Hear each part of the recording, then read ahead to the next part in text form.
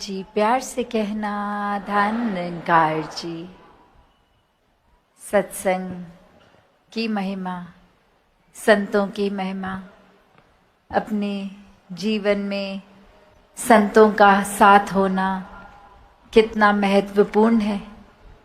संतों ने हमेशा से एक सच्चाई का साथ दिया, एक सच्चाई को अपने जीवन में पहले खुद लाकर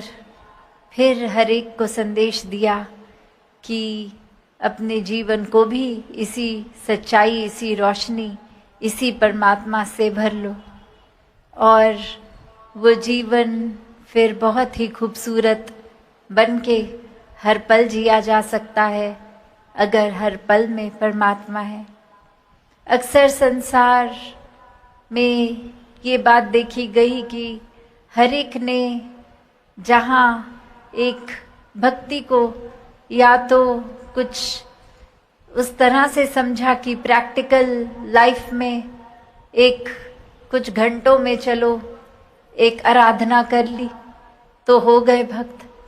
पर वाक्य में तो संतों ने समझाया कि भक्त तो हर समय भक्त ही है, हर समय भक्ति हो सकती है। ये ब्रह्म ज्ञान की दात, ये परमात्मा के दर्शन अक्सर ये जीवन में हर कोई टाल देता है कि अभी तो अवस्था बचपने की है, ये बचपन चल रहा है, खेल कूद की उम्र, फिर युवा अवस्था में कि अभी तो अपने सपनों को साकार करने की उम्र है, अभी कहाँ आध्यात्मिक पहलू को हम समय दे सकते हैं। और फिर आगे घर परिवार कामकाज और फिर वृद्धावस्था। तो अक्सर सब यही कहते हैं कि ये जब वृद्धावस्था होगी तो समय निकालेंगे प्रभु परमात्मा के लिए, पर ये जीवन किसको पता किस समय ये सांसें चली जाएंगी। ये कोई गारंटी है भी कि हर किसी का जीवन वृद्धावस्था तक पहुंचेगा भी, और अगर पहुंचा भी तो क्या उस अवस्था में एक शरीर किस तरह साथ दे ना दे, कैसे एक मन एक उस तरह से एक वाक्य ही परमात्मा में जुड़ भी पाए। तो इसीलिए संतों ने अपने जीवन पे ही ये उदाहरण दिया, और हमारे पास इतिहास गवाह है कि अगर फिर बाल अवस्था की बात होती है तो भक्त प्रहलाद, जहाँ उनके लिए भी वही अवस्था, वही खेल कूद में जहाँ दिल लगा सकते थे, पर उसी उम्र से ये परमात्मा की ओर तड़प, परमात्मा का साथ और फिर भक्ति उसी उम्र से। और नौजवानी में भी कितने ही संत इतिहास में भी आज में भी अगर हम देखें, और फिर कितनों का अगर ये इस उम्र तक नहीं परमात्मा के दर्शन हो पाए और ये वृद्धावस्था आ गई, तो उस समय भी अगर आंख खुली तो सवेरा, तो ये उजाला, ये रोशनी, ये परमात्मा की प्राप्ति तो किसी भी पल में हो सकती है। बस इस मन को एक क्यूरियोसिटी से रहना है कि ये जीवन सिर्फ समय एक कामकाज करने के लिए ही नहीं मिला, पर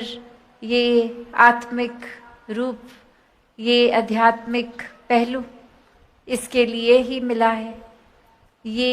एक शरीर तन तो मनुष्य का है, पर ये आध्यात्मिक जागृति के लिए, ये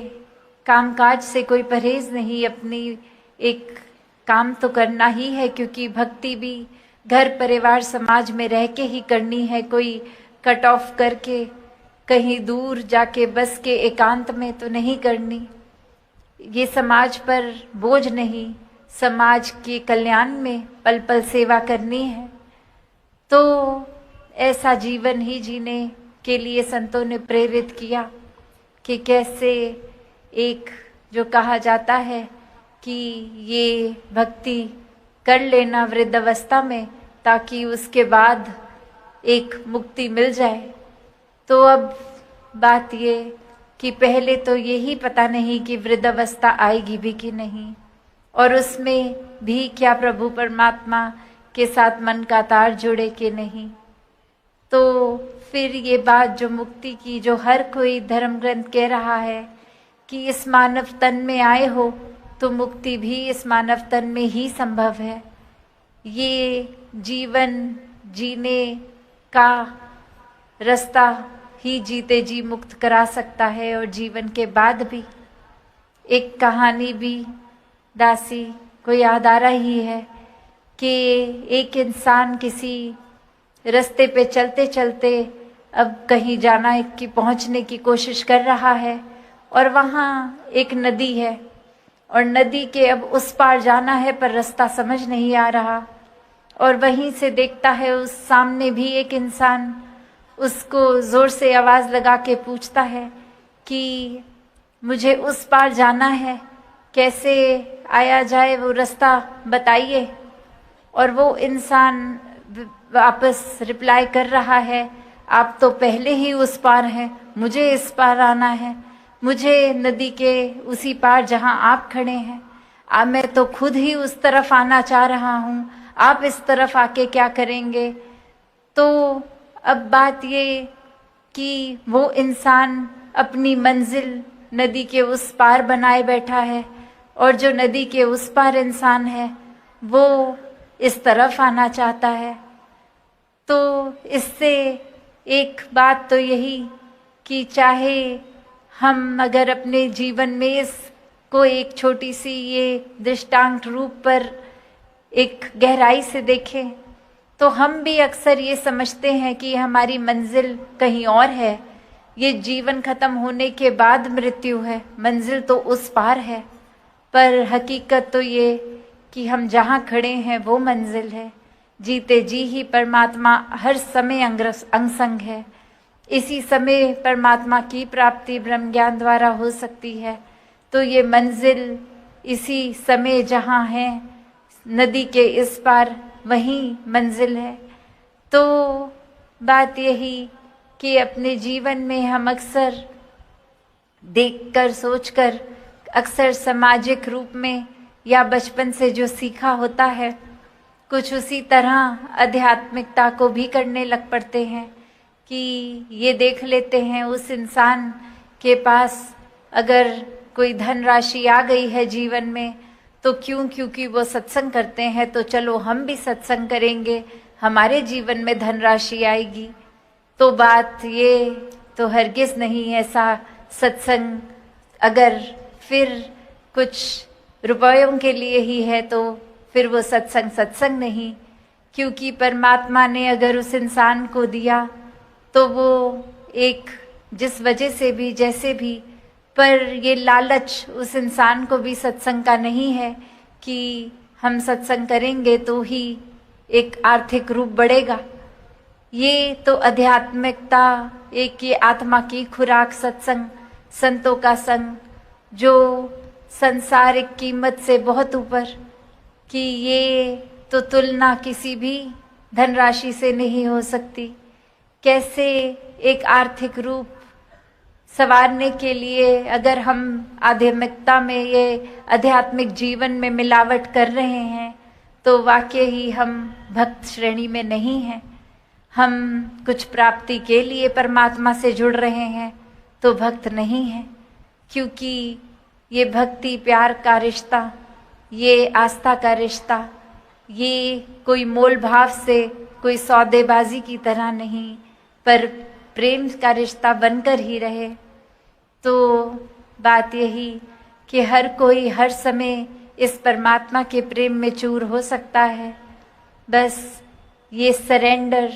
हर पल में खुद को गंवाने की बात, ये अर्पित हो मन हर समय कि ये परमात्मा का ही रूप हर किसी में, हर किसी के लिए मन बिछ गया, हर किसी को आदर सत्कार की दृष्टि, हर किसी के लिए एक बिना किसी भेदभाव के सिर्फ एक पूजनीय रूप में देखा जाए। फिर अपने आप को गिनवाने वाली अवस्था में नहीं है सब, कि हमने देखो कितना अच्छा काम किया, हम कितने बलवान हैं, हमारी सोच कितनी अच्छी, हम कितने एफिशिएंटली कुछ काम को नतीजा दे सकते हैं। नहीं, फिर तो ये बात होती है कि हर एक से सीखा जाए वो इंसान कितना बखूबी कुछ कर रहा है, हमें ये गुण अपनाना है उससे। तो बात वही कि कैसे भक्ति प्यार से युक्त होकर जीवन जीने का नाम है। एक अभिमान से दूर होके अपने आप को उस तरह से कि दासों का दास, संतों की सेवा करने के लिए जीवन मिला है, उस भाव से युक्त होना कि किस तरह हर पल सिर्फ और सिर्फ परमात्मा याद हो, बाकी दुनियावी काम तो एक फिर सहज रूप में एक ऑटो पायलट मोड में होते रहेंगे। बस प्राथमिकता, ये प्रायोरिटी परमात्मा निराकार। और इसी तरह हर कोई अपना जीवन जी भी सकता है, ये कोई सिर्फ बोलने की या किताबी बात नहीं है। संतों ने हमेशा प्रैक्टिकल स्पिरिचुअलिटी का एक रास्ता दिखाया खुद जी के। ये आत्ममंथन की भी बात वही कि कैसे सिर्फ बोलना नहीं है, ये कर्मों में भी हमें एक वही महक लेके आनी है जो वाकई ही हमें इंसान बनाता है। एक सिर्फ इंसान की ही बात, ये मानवीय गुण तक ही नहीं, ये रूहानी गुणों से युक्त होकर इंसानियत जब मिल जाए तो वाकई ही ये रूहान के साथ रूहानी ही हर कोई बनता है। तो इसी तरह ये दातार हर एक के लिए बराबर, ये परमात्मा, चाहे वो एक अभी जिक्र भी हुआ कि कितनी भिन्न भिन्न तरह के आकार इंसानों के भी अगर हैं, चाहे वो रंग का फर्क, पहरावे का, भोजन का, मौसम का, ये जो गुण पेड़ के हैं वो पहाड़ के नहीं, जो पहाड़ के हैं वो नदी के नहीं, पर सब कितने ही अपने आप में अपने काम को पूरी तरह कर रहे हैं। सिर्फ इंसान ही है जो ये अलग अलग चीज़ों में नफरत ढूंढ रहा है। कभी भी ये कुदरत ने तो कोई नफरत एक दूसरे से नहीं करी, पर एक सहयोग में ही चले हैं। तो इंसान अपना जीवन खुद ही पतन की ओर लेकर जा रहा है और ये भाव गवा रहा है कि जब हर एक में ही परमात्मा है तो नफरत किस बात की। तो बिना नफरत के हर कोई जीवन जी सकता है, संतों का संग करके इस निराकार दातार परमात्मा के आश्रय हर पल इसी में फिर सहज रूप में ही ये सांसें आते जाती रहती हैं। हर पल में शुक्राने का भाव, हर पल में खुद को संवारने का भाव, हर पल में सुकून, हर पल में ये सोच का, मन का विस्तार, हर पल में ये आत्म मंथन, अपने भीतर का ये सफ़र। तो हर कोई जहाँ अपने अंदर भी उतना ही गहराई से आत्म मंथन करे, वहाँ बाहर अपने घर, परिवार, समाज, संसार सभी के प्रति भी ये प्रेम का विस्तार हर किसी का बढ़ता जाए। और तभी ये सेवा, सुमिरन, सत्संग का महत्व भी कि कैसे संतों का संग, संतों की बातों को सुनकर जीवन में उतार के ये जहाँ हमारा एक जीवन जीने का तरीका संवरता रहता है, वहीं सुमिरन रूप भी मन को हमेशा परमात्मा के साथ उसी नाते में रखता है। एक गहराई का एक रिश्ता बनता है और सेवा भी फिर कोई काम की तरह नहीं देखी जाती, एक जिम्मेवारी ही लगती है कि ये प्यार से हर किसी के लिए ये कुछ भी जो हम कर सकते हैं वो कर सकें, परमात्मा ने जो दिया उसी को हर एक तक पहुंचा सके। तो ये समागम रूप भी जो 2 दिन यही शिक्षाओं से संतों ने हर एक को संदेश दिया, पिछले कल भी और आज भी, ये 2 दिन भी, और हमेशा से ही संत सिखाते हैं। तो ये रूप चाहे अलग अलग भाषाओं का भी आज और कल में देखा कि कैसे ये साउथ इंडियन स्टेट्स